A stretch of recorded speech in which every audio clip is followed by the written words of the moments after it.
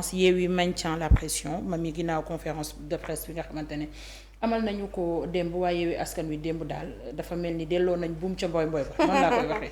et en des termes clairs nets et précis. En des termes clairs nets et précis. yi nga xamante ne dëgg-dëgg d'accord naa ci et je suis en parfait accord ak.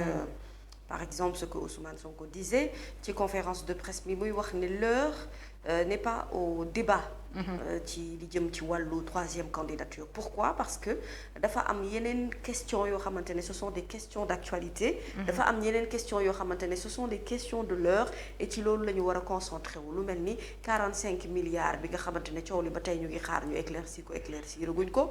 mu mel ni ay terres yoo xamante ne dañu ko attribuer ay étrangers fii te yokk ci ne leen du ngeen fay ay impôts. loolu Ousmane Sonko moo ko wax te moo ko révélé lu ci mel ni par exemple jafe-jafe ak difficulté yi nga xamante ne pardon ngeen baal ma moom la ñuy dund ci Sénégal ci wàllum dundin bi ak li nga xam ne moom mooy réduction bi ñu wax ne wàññi nañu ko ci njëkk yeeg yeneen yu ni mel. mu ne loolu mooy li nga xamante ne moom mooy les questions de l'heure ndax moom nee na seetlu na ni que fan yi président de la République dafay yónni ñi nga xamante ne ñoom ñoo nekk ci APR ak yeneen yu ni mel en tout cas ñi nekk ci parti ñuy dem dans les médias di lancer le débat de la troisième candidature wala du troisième mandat te nee na loolu dafa jàpp ne maanaam kii la daal distraction la. distraction la dans la mesure où dafay permettre nit ñi ñu mën a orienter wu ci benn débat bàyyi li nga xam ne mooy les questions essentielles du pays et sur lesquelles les Sénégalais devraient avoir des éléments de réponse pour pouvoir vraiment se projeter ou avancer. Et dans ce sens-là je suis parfaitement d'accord avec lui. léegi nag ce qui est bien dans le message mooy ne ils disent tous ne li nga xam ne moom mooy débat boobu jotagul buñ ca jotee daañu ci wax mais li leer ba leer mooy li jëm ci wàllu troisième mandat. loolu duñu ko nangu Sénégal ku ne xam na ne sénégalais yi duñu nangu mu nekk pour la troisième fois lui le président de la République Macky Sall. rester chef d'État de ce pays. pour également li nga xam ne moom mooy troisième mandat bi. et donc loolu dafay wane une certaine constance. ci li nga xamante ne mooy ñoom seen doxalin. ak ni nga xam ne moom mooy seen gis-gis te loolu itam c'est important. que li nga xam ne mooy message boobu ñu percevoir ko ni ñu ko war a percevoir ñu dégg ko ni ñu ko war a déggee te xam ne réew mi dëgg-dëgg kon mën nañu jàpp ne xeex bi nga xamante ne ak position yi nga xamante ne amoon nañu ko avant président Macky Sall di falu moom ci boppam mu bokk ci nit ñi nga xamante ne dañu nekkoon ci procédé xeex boobu justement pour li nga xam ne moom mooy troisième candidature bañ a doon lu ñuy ériger en règle fii ci Sénégal et que ñoom également ils sont dans cette posture là maintenant le message le plus important mooy ci point de presse boobu et ça vraiment c'est l'avis que moi je partage totalement avec eux mooy ne gis nga dañu ne Sénégalais yi ce sont les seuls à pouvoir gérer destinée wu dëkk bi parce que ku fi falu ñoom ñoo la fal ni ma ko waxee sànq ku fi am doole ñoo la bàyyi kattan beeg doole bi mais ku fi seetaan itam injustice di fi am c'est parce que ñoom ñoo la ci bàyyi. sur des questions importantes il faut savoir réagir à temps sur des questions qui concernent également li nga xam ne moom mooy doxalinu réew mi il faudrait ñu am posture bi nga xamante ne moom moo ci wax et surtout constance boobu mooy wane encore une fois ne ñun am nañu gëm-gëm ci li ñuy dund am nañu gëm-gëm ci li ñuy wax lu ñu nangul woon démb du ñu ko tàmbalee nangu tey te loolu il faudrait que ce message là soit clair et net ci ñi nga xamante ne ñoom ñoo fi nekk jamono ji cette diversion là qu'elle ne puisse pas détourner les Sénégalais vers l'essentiel ou les questions yi nga xamante ne dëgg-dëgg moo ñu gën a soxal parce que dëgg la ne Naboucor mbiru Petit Boubé bi bëgg nañ ci am ay lu leer forum civil interpellé na ñi nga xam ne ñoom ñooy état bu Sénégal ci wàllu woowu pour ñu apporter ñu ay questions ci yeneen yu ni mel mënuñu ndëkk ci am réew boo xam ne suñu indiwuñu ko ci wax ji parce que boo déggee sax journaux yi des fois buñ ci wax ma bàyyi la nga continuer ci sa analyse mais ñi ciy wax ñëpp dañu ne ba tey amaguñu tontu bu leer parce que dégg nañu ñi nga xamante ne mooy les concernés ñu génn daal di ciy wax mais ba tey tontu bu leer indiwuñu ko ci histoire Petit Boubé. non seulement indiwuñu tontu bu leer ci mbir moomu. mais même sur le dernier point de presse de Ousmane Sonko toutes ces révélations qu'il a fait sur des terrains 5000 hectares xawma yoo xamante ne dañu ko attribué israélien wala du loolu oui wala yahud nu mu ko tuddee ñoo xam ne dañ leen a jox ay terre fii ci sunum réew ba pare yokk ci démb sax ma dégg ci conférence de presse mi mu ne en plus ñooñu dañ leen wax du ngeen fay impôt du ñu fay TVA alors que yow sénégalais lam yow da ngay fay TVA ñëppay fay TVA ici tout le monde y participe tout le monde y a droit donc pourquoi le sénégalais en tant que tel doit mën a subir yeneen ni mel te ñeneen ñi duñu ko subir si exactement li ñu ko waxee noonu la amee Nabou il est temps vraiment que vraiment réew mi ñu apporter ñu ay précisions ci yenn questions yi nga xamante ne daf ñoo soxal et ce sont des questions essentielles et c'est vrai que ci li nga xam ne moom mooy alalu réew mi li nga xamante ne ñun ñoo ko moom ñun ñoo ko bokk ak askan wi. ci li ñu koy dugal ak ci li ñu koy mën a investir dañ ci war a mën a am ay réponses yu claires.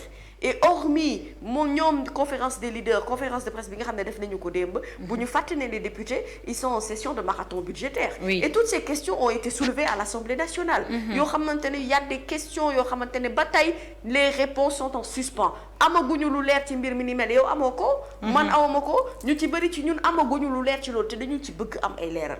parce que mënuñu dëkk ci am réew moo xam ne chaque jour ñu dénoncer benn scandale bu bees. que ça soit mu nekk sur le foncier que ça soit mu nekk ci mbir armement yi même bu fekkente ne secret défense da kenn waru koo laal mais am na lu ñu mën a expliquer pour que sénégalais bi mën ko dégg. mën ko comprendre te mën ko concevoir et il faut qu'on aille également dans le sens de la communication j'ai l'impression que sens de la communication bi lien bi dafa am rupture.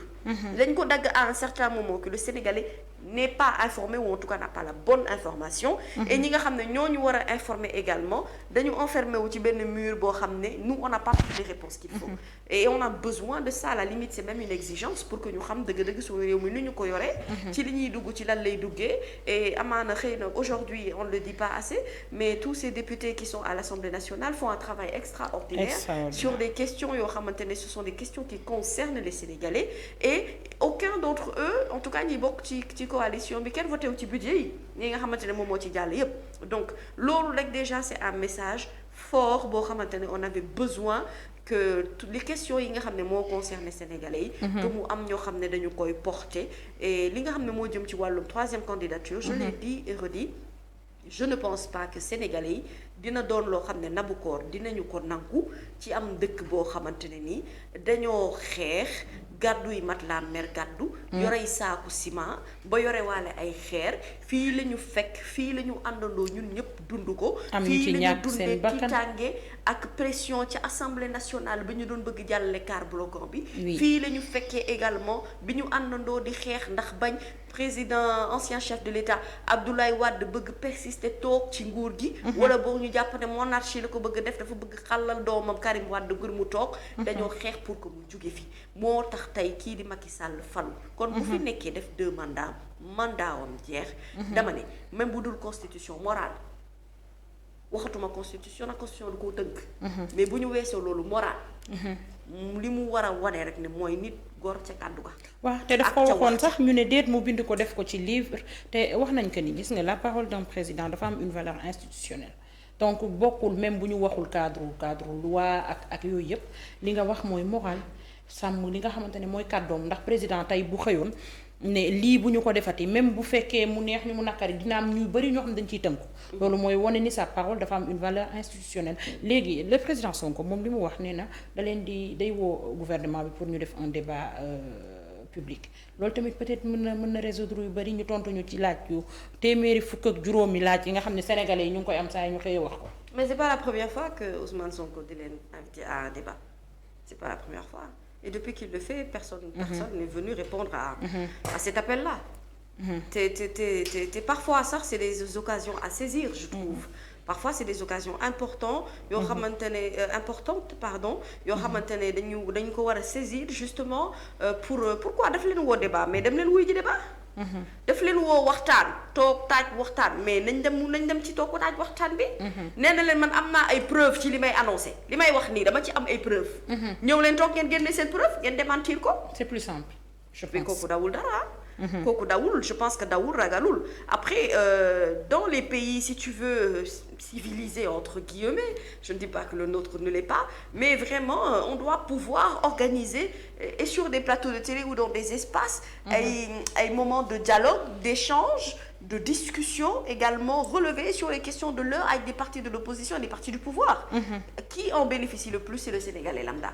moom moo ciy jëlee li nga xamante ne moom mooy information et si tu veux le Sénégalais est le seul arbitre de tout ce qui peut se passer. ci li nga xamante ne moom mooy xew ci réew mi ak feneen ak feneen. ak ci doxalin bi et comme je dis le Sénégalais a droit à l'information. gis nga information droit la Nabukor. da nga ci am droit information boobu nag ñi war a informer dañu war a faciliter li nga xamante ne moom mooy info boobu ñëpp mën ci jot ñëpp mën a yem au même niveau mu bañ a am ñoo xamante ne dañuy jàpp ne xàjj ak seen def ci am wala boog dafa am une politique de 2 poids 2 mesures am réew bu ñu ko dee doxal ba benn moment nit ñi di am ay questionnement wala di am ay série de scandales yoo xamante ne dañu koy génnee saa su ne gouvernement bi dafa war a leeral. li nga xam ne moom moo jëm ci wàllu boobu mais waxuma sax interpellation Ousmane Sonko mais forum civil Birahim mu ko njëkkee. y a eu tellement de questions yoo xamante ne interpellé na leen ci. au niveau de l'Assemblée nationale Mamadou Lamine Diallo combien d'interpellations il a fait. qui sont revenus sans réponse Guy Marius Sagna. ak tous ces députés yi nga xamante ne ñoom ñoo fa nekk yëpp. des questions yoo xamante ne ba tey qui sont restés en suspens ou en tout cas buñ ci joxee ay réponses doonul réponse yoo xam ne moom la Sénégalais bi di xaar.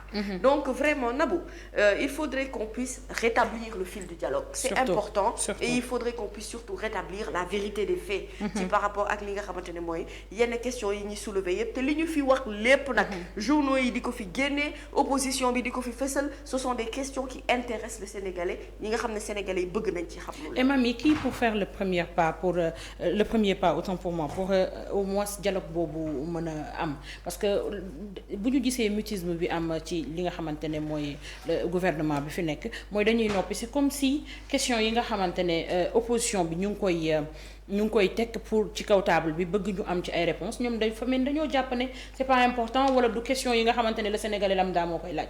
ñoo gën a xam ne c'est important. Et si tu veux cette invitation au dialogue là doit venir de l'État du Sénégal. État bi moo war a informer à la base. Après bu ñu leen interpeller ci yenn questions yi dañu war a également apporter des réponses claires surtout ci loo xamante ne maanaam dafay jural maanaam réew mi ay jiixi jaaxa. loo xamante ne mooy doon ay questions d'actualité où les gens en parlent loo xamante ne dafay choquer le Sénégalais lambda bu ko dee dégg ci gestion réew mi. xam nga aujourd'hui rendre compte boobu noonu. dafa war a doon loo xamante ne maanaam feedback la ça doit être vraiment quelque chose de normal. quelque chose boo xamante ne de manière perpétuelle. dañu war di ko def pour comme je dis rétablir li nga xam ne moom mooy la vérité des faits. Aujourd'hui s'il y a des informations qui sont sorties comme quoi oui d'accord secret défense mais am na ci loo xamante ne Sénégalais bi daf ko war a xam na bu koor. bu ñu toogee dégg de 45 milliards yaa ngi may dégg saawaay investir nañ ko ci ay affaires armement petit boubé nigérien boo xam ne ñu ngi koy wër ci dëkkam.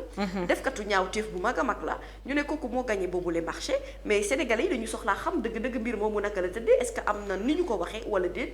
wala boog est-ce que réellement ministère de l'environnement bi ñu wax ne moom moo gagné marché bi habilité na waaw wala déet ci wàllu woowee. on a besoin d'avoir des réponses ci lu jëm ci wàllu yooyu. avant loolu également il y a eu également beaucoup de dossiers yoo xamante ne dossiers fonciers yu ñu yëngal fii ci réew mi yoo xamante ne génnee nañu ko te ñu ko fi wax ñu ngi toog ñu ngi dund. ñu ngi fekkee ñoo xamante ne dañu ne à la base ñëwal sax yow ma jox la ay preuves ci li may wax. donc kooku dëgg-dëgg même bu fekkente ne yow xëy na yëgoo woon wala xamoo wala boog yaa ngi miim ne li ñuy wax de amul dëgg ça veut dire que du moom rek en tant que tel wala personne bi ko wax en tant que tel moom nga jàpp ni xëy na moom nga war a apporter élément de réponse. Sénégalais yépp nga war a indi ay leeral il faut éclairer la lanterne des Sénégalais. sur des questions qui concernent les Sénégalais.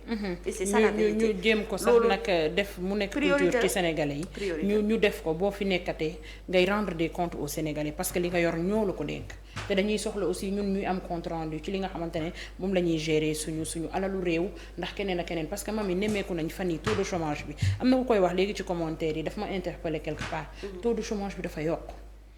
da ngay gis xale yi dañuy jooy tout le temps mag ak ndaw ñëppay jaaxle parce que am nañu société yu bari yoo xamante ne Covid bi daf leen rey. am na ñoo xamante ne peut-être ñi amoon liggéey amatuñu léegi yow la fi nekkoon ci chômage non seulement dafa bari woon nga dolli ci ñi nga xamante ne amoon nañ seen xëy di ci sutandiku as tuut ñu tëj ko am ay marché yu bari yoo xam ne tëj nañ ko te ba tey defaraataguñu ko pour au moins ña fa nekkoon di daan seen doole ñu mën cee jariñu. xam nga Nabukor bu dee dëgg bëgg dégg dëkk bi doxul c'est vrai dafa dox sa côté. ah. dafa dox sa côté yow. non yëguma ko de. man ne doxul sama bës. ngaa la dafa dox sa côté Abdou Fall dafa dox. ngaa la yaa ngi baax. est-ce que mu ngi sénégalais je leur retourne la question. mu ngi est-ce tolloo qu'ils ci ont yow. l'impression que dëkk bi mu ngi dox. il faut nga di. je retourne cette question là vraiment aux sénégalais yi nga xam ne ñoo ñuy seetaan. Oui. ñoo ñuy déglu est-ce que jàpp nañu ne dëkk bi mu ngi dox. mais Nabou dans ce pays là rien ne marche. Nabou la vie est chère extrêmement chère malgré seen réduction nit ñi dañu sonn. ah boutique yi nee dañuy grève à partir de suba. merci. Nabou nga ne. boutique yi dañuy grève à partir de demain incha allah. lu ñuy grève man de bu su ma xamee lan la ñuy grève mën naa jënd li ma soxla lépp tey. non de loolu la noonu la. waaw demee su ma xamee su ma xamee maanaam seen grève bi lan la Socé Ndiaye damaa bëgg nga ñëw toog ndax Socé Ndiaye yow bu weer bi deewee salaire bi ñu lay fay maak yow ko bokk. xam nga fu ñuy xaaf mujjee ngay am ma am xaaf di ko capp di wone. te Socé